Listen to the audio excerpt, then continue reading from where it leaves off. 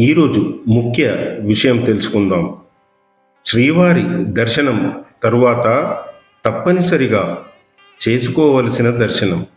మొదటి పార్ట్ నుండి part end వరకు చూడండి.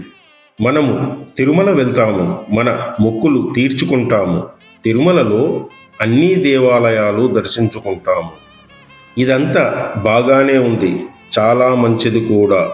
కానీ తిరుచానూరు అమ్మవారిని దర్శనం చేసుకుంటున్నామా?